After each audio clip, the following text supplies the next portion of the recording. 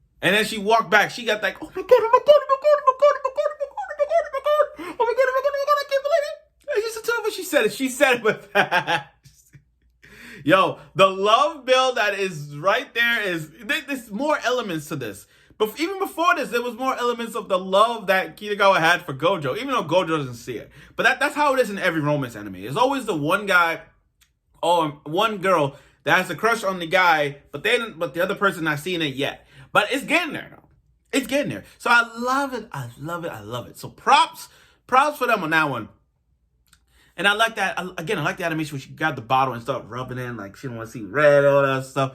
And that last moment was so beautiful where she grabbed the phone, her phone, and took a photo of Gojo, screened, like zoomed it, and look at his face. That's love right there. She's gonna keep that forever. So again, this was a wholesome episode.